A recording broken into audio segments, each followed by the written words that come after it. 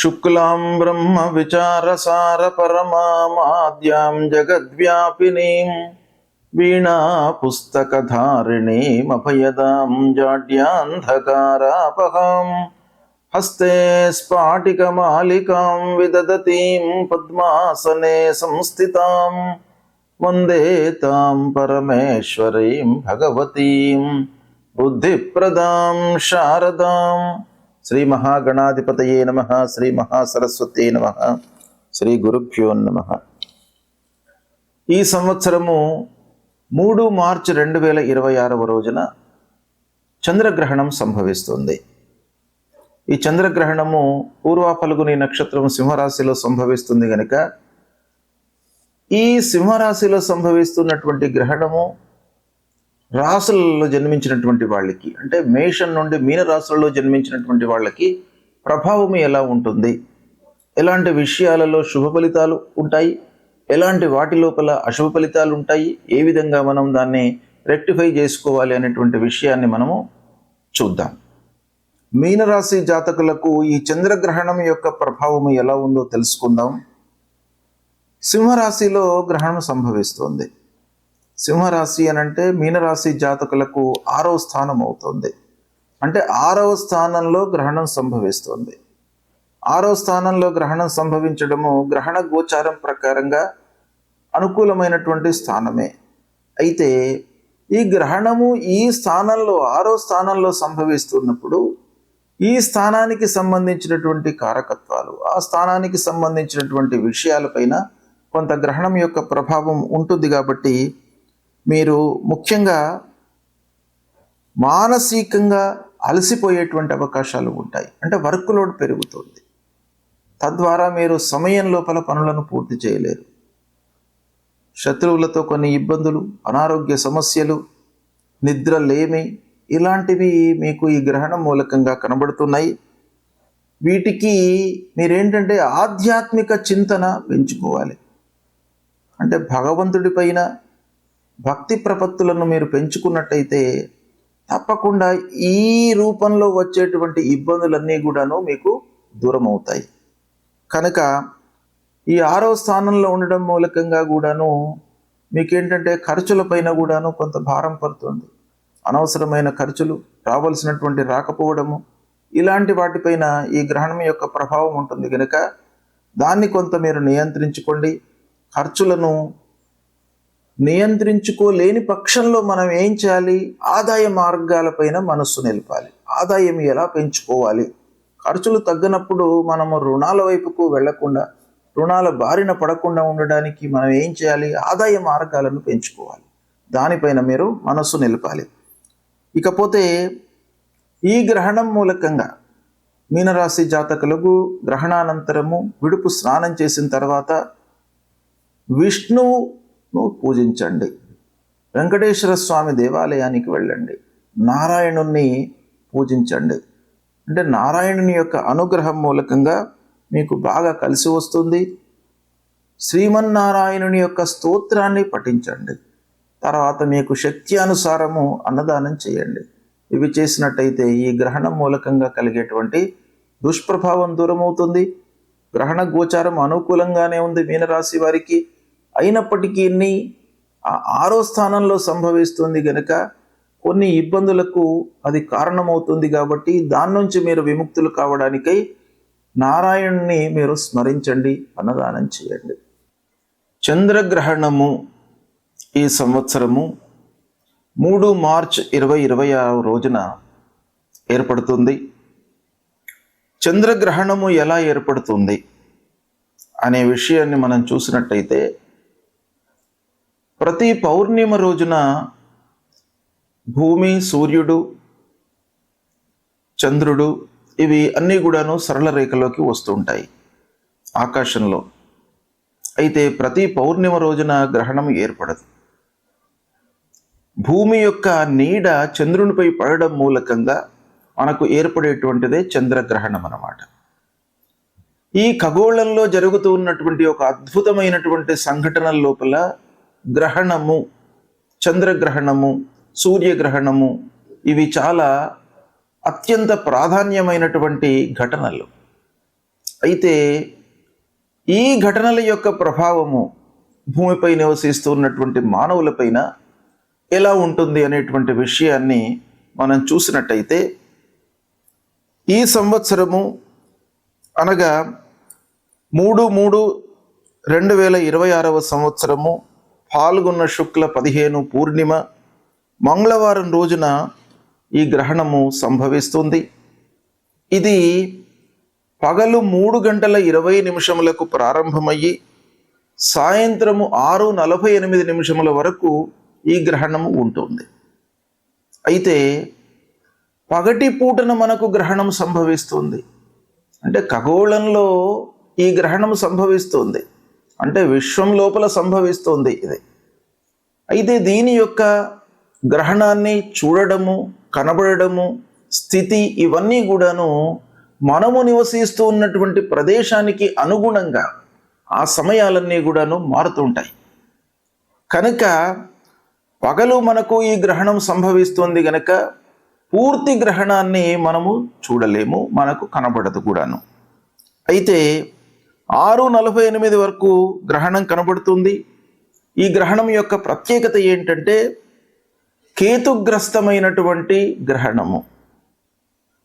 అంటే రాహు కేతువులను మనము ఛాయాగ్రహములుగా మనం చూస్తూ ఉంటాం పూర్వ సాంప్రదాయం ప్రకారంగా. అవి నీడగా భావిస్తామన్నమాట. వాటి యొక్క ప్రాధాన్యత గ్రహణం యొక్క సంభవం లోపల చాలా ఉంటుంది. ఆ విధంగా ఈ కేతుగ్రస్తమైనటువంటి గ్రహణం ఇది. ఈ గ్రహణము కృష్ణవర్ణం లోపల మనకు కనబడుతుంది. అంటే నల్లగా మనకు గ్రహణం కనబడుతుంది. ఖగ్రాస గ్రస్తోదిత చంద్రగ్రహణము అని అంటారు దీన్ని. అంటే సంపూర్ణ గ్రహణము, కానీ మనకు కనబడడం మట్టుకు తక్కువ సమయం లోపల కనబడుతుంది. అంటే గ్రహణము పడుతూ ఉన్నటువంటి ఆ దాన్ని మనము చూస్తామన్నమాట. గ్రస్తోదితము, గ్రస్తమై ఉన్నటువంటి ఆ గ్రహణాన్ని అది ఉదయిస్తున్నటువంటి సందర్భంలో మనకు కనబడడం అన్నమాట, గ్రస్తోదిత చంద్రగ్రహణము. అయితే ఈ గ్రహణము పూర్వ ఫల్గుని నక్షత్రం సింహరాశిలో సంభవిస్తుంది. తర్వాత కర్కాటక లగ్నము, సింహ లగ్నము, ఈ 2 లగ్నాల లోపల కూడాను యుక్తమై ఉన్నటువంటి గ్రహణం ఇది. అయితే ఈ గ్రహణము మొత్తం కూడాను మనకు హైదరాబాద్ ప్రాంతంలో ఈ తెలుగు రాష్ట్రాలలో ఏ సమయంలో కనబడుతుంది అనే విషయాన్ని మనం చూసినట్టయితే సాయంత్రము 6:24 నుండి 6:48 మధ్య కాలం లోపల మట్టుకే మనకు కనబడుతుంది. గ్రహణం మధ్యనే స్టార్ట్ అయ్యింది. అంటే 3:20 ప్రాంతంలోనే గ్రహణం ప్రారంభమైంది, 6:48 వరకు ఉంది. కానీ సూర్యుడు ఉన్నప్పుడు మనకు ఆ గ్రహణము, చంద్రుడికి సంబంధించినటువంటి చంద్రగ్రహణం కనబడదు గనక అస్తమయం తర్వాత మనకు చంద్రగ్రహణం కనబడుతోంది. అంటే 6:24 నుండి 6:48 గ్రహణము మనకు కనబడుతుంది. అయితే ఈ విధంగా చూసినట్టయితే మొత్తం గ్రహణము 3:20 నుండి 6:48, అంటే సంపూర్ణ చంద్రగ్రహణం ఇది. 3:30 వరకు గ్రహణం కనబడుతుంది. మనకు ఈ ప్రాంతంలో కనబడదు, కానీ ఖగోళంలో 3:30 ఈ గ్రహణం మొత్తం సంభవిస్తుంది. మనకు కనబడేది మట్టుకు 24 నిమిషాలు మాత్రమే హైదరాబాద్లో.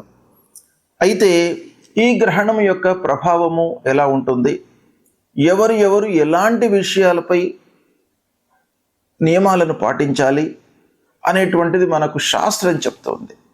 మన హిందూ ధర్మంలో గ్రహణానికి అత్యంత ప్రాధాన్యత ఉంది. అంటే గ్రహణ నియమాలను పాటించాలి, గ్రహణ సమయంలో పునశ్చరణ చేసుకోవాలి. అంటే గురూపదేశమైనటువంటి మంత్రాలు మనము ఈ గ్రహణ సమయంలో మనము ఉచ్చరించినట్టయితే, జపాలు చేసినట్టయితే అది ద్విగుణీకృతమైనటువంటి ఫలితం వస్తుంది. అంటే ఆ మంత్రము ఆ సమయం లోపల మలినమవుతుంది కనుక దాన్ని మనం ఏం చేయాలి, పునశ్చరణ చేసుకోవాలి. అంటే ఆ సమయం లోపల మళ్ళీ దాన్ని ఒక మహిమాన్వితమైనటువంటి ఆ మంత్రంగా మనము మళ్ళీ యథావిధిగా ఉంచుకోవడానికై ఆ గ్రహణంలో తప్పకుండా మనం చేసుకోవాలి అనేటువంటిది శాస్త్రం చెప్తోంది. అయితే ఈ గ్రహణ సమయంలో నిత్యాబ్దికములు, ప్రత్యాబ్దికములు, భోజనాది కార్యక్రమాలు ఎలా చేసుకోవాలి అనేటువంటి విషయాన్ని మనం చూసినట్టయితే ఈ గ్రహణము గ్రస్తోదయ చంద్రగ్రహణం. ఈ గ్రస్తోదయ చంద్రగ్రహణం లోపల యామ చతుష్టయం వేద అని మనకు శాస్త్రం చెప్తోంది. అంటే 4 యామాలు ఈ గ్రహణానికి వేదకాలం అన్నమాట. అంటే గ్రహణం కంటే ముందే ఈ వేద ప్రారంభం అవుతుంది. వేద ప్రారంభము అనంటే ఏంటి? వేద అనగానే ఒక వాతావరణం లోపల మనకు మార్పులు కనబడతాయి. కనుక ఆ వాతావరణంలో వస్తున్నటువంటి మార్పులకు అనుగుణంగా మన నిత్య నైమిత్తిక కార్యక్రమాలన్నీ కూడాను ముడిపడి ఉంటాయి. కాబట్టి వాటిని వేదకాలంలో మనము ఆచరించకూడదు అనేటువంటిది శాస్త్రం చెప్తోంది. కనుక ఈ విధంగా చూసినట్టయితే ఉదయం 6:24 వేదకాలం ప్రారంభమవుతుంది. కనుక ఈ వేదకాలం ప్రారంభం కాగానే మిగతా కార్యక్రమాలన్నీ కూడాను మనము ఆపు చేసుకోవాలి. అంటే ఆ సమయం కంటే ముందే మనం అన్నీ కూడాను పూర్తి చేసుకోవాలి. ఇక గ్రహణానంతరము ఆరోగ్యవంతులు నిత్య భోజనాలు, పౌర్ణిమకు సంబంధించినటువంటి ప్రాప్తికాలన్నీ కూడాను చేసుకోవాలి.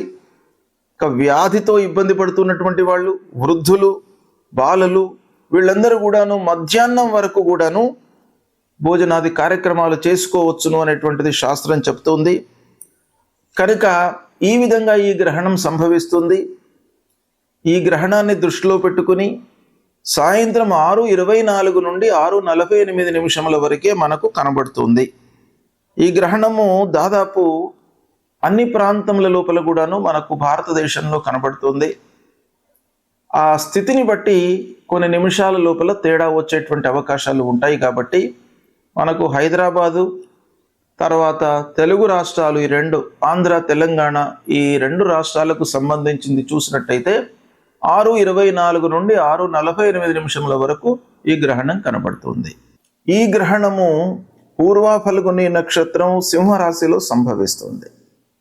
కనుక సింహరాశిలో జన్మించినటువంటి వాళ్ళు, పూర్వ ఫల్గుని నక్షత్రంలో జన్మించినటువంటి వారు, మరియు గ్రహణ గోచారము అధమంగా ఉన్నటువంటి రాశులలో జన్మించినటువంటి వాళ్ళు తప్పకుండా ఈ గ్రహణానికి సంబంధించినటువంటి శాంతి, దానము ఇవి చేసుకోవాలి. అయితే ఎవరికి అధమ స్థాయిలో ఉంది ఈ గ్రహణము అని మనం చూసినట్టయితే సింహరాశిలో సంభవిస్తుంది ఈ గ్రహణము. కనుక సింహము, కన్య, మకరము, వృషభము ఈ రాశులలో జన్మించినటువంటి వారికి ఈ గ్రహణ గోచారము అధమంగా ఉంటుంది. అంటే ఈ గ్రహణం యొక్క ప్రభావము ఎక్కువగా ఉంటుంది ఈ రాశులలో జన్మించినటువంటి వారికి. ఇక ధనుస్సు, కుంభము, మేషము, కర్కాటక రాశులలో జన్మించినటువంటి వారికి మధ్యస్థంగా ఉంటుంది. తుల, వృశ్చికము, మీనము, మిథున రాశులలో జన్మించినటువంటి వారికి ఈ గ్రహణం యొక్క ప్రభావము లేదు. ఈ రాశులలో జన్మించినటువంటి వారికి గ్రహణము శుభప్రదమైనటువంటి ఫలితాలను ఇస్తోంది. అయితే ఈ గ్రహణ శాంతి అంటే గ్రహణానంతరము చేసుకోవలసినటువంటి విధానం ఏంటంటే, ఈ నక్షత్రంలో జన్మించినటువంటి వాళ్ళు, ఈ రాశిలో జన్మించినటువంటి వాళ్ళు తన రాశికి అంటే సింహరాశిలో జన్మించినటువంటి వారికి సింహము, కన్య, మకరము, వృషభము ఈ రాశులలో జన్మించినటువంటి వారికి ఈ గ్రహణం యొక్క ప్రభావము ఎక్కువగా ఉంటుంది. కాబట్టి వీళ్ళు ఏం చేయాలి అని అంటే, గ్రహణానంతరము స్నానం చేసిన తర్వాత గ్రహణ సమయంలో ముఖ్యంగా పట్టు స్నానము, విడుపు స్నానము అనేటువంటిది ఉంటుంది. అంటే గ్రహణ ప్రారంభంలో స్నానం చేయడము, స్నానం చేసిన తర్వాత జపం చేసుకోవడము, గురూపదేశమైనటువంటి జపాన్ని చేసుకోవడము, తర్వాత గ్రహణానంతరం కూడాను విడుపు స్నానం చేసి దాని తరువాత ఈ గ్రహణానికి సంబంధించినటువంటి పరిహారాలు చేసుకోవాలి. అంటే ఏం చేయాలి అని అంటే, వాళ్ళ శక్తి అనుసారం మనకు శాస్త్రం చెప్పబడి ఉంది. శాస్త్రంలో ఏముంది అని అంటే, వెండితో కానివ్వండి, రాగితో కానివ్వండి, బంగారంతో కానివ్వండి, వాళ్ళ శక్తి అనుసారము సూర్యుడు, చంద్రుడు, రాహు, కేతువుల బింబాలను అంటే ప్రతిమలను చేయించి వాటిని ఒక ఆవు నెయ్యితో నింపినటువంటి తామ్ర పాత్ర లేదా కంచు పాత్ర లోపల ఉంచి తిలలు అంటే నువ్వులు, వస్త్రము, దక్షిణలను అందులో ఉంచి సూర్యచంద్ర రాహు కేతువులను ధ్యానించి దానం ఇవ్వాలి. అంటే యథాశక్తిగా దానికి పూజ చేసిన తర్వాత ఆ బింబాలను ఒక బ్రాహ్మణునికి కానివ్వండి, లేదా అర్చకుడికి కానివ్వండి, లేదా దేవాలయంలో నిత్యం కూడాను భగవంతుడి సేవలో నిమగ్నమై ఉన్నటువంటి వాళ్ళకు ఎవరికైనా కూడాను ఇది దానం ఇవ్వచ్చును. దానం ఇస్తున్నటువంటి సమయంలో మీరు ఆ ధ్యాన శ్లోకాన్ని మట్టుకు చదువుకోవాలి, సంకల్పం చేసుకోవాలి. సంకల్పం ఏం చేయాలి? మమ జన్మ నక్షత్రే మమ జన్మ రాశి, ఈ రాశి లోపల మనకు గ్రహణం సంభవిస్తుంది గనక నేను ఇది ఇస్తున్నాను దానము అనేటువంటిది సంకల్పం చేసుకొని తమోమయ మహాభీమ సోమసూర్య విమర్దన హేమతార ప్రధానేన మమ శాంతి ప్రదోభవ. ఆ దానం ఇచ్చేటువంటి సమయం లోపల మనం ఈ శ్లోకం తప్పకుండా ఉచ్చారణ చేసి దానం ఇవ్వాలి. అంతేకాకుండా విదుంతుద నమస్తుభ్యం సింహికా నందనాచ్యుత దానే నానేన నాగస్య రక్షమాం వేదజాత్ భయం. అంటే ఈ గ్రహణం వలన ఉద్భవించినటువంటి భయము, ఆందోళన, తర్వాత అనారోగ్య సమస్యలు, ఇవన్నిటి నుండి కూడాను మమ్మల్ని కాపాడండి అనేటువంటి ఒక కోరికతో, ప్రార్థనతో మనం చేసి ఇది దానం ఇవ్వాలి. ఇచ్చినట్టయితే మనకు ఆ గ్రహణం మూలకంగా కలిగేటువంటి దుష్ప్రభావము దూరం అవుతుంది. శుభం.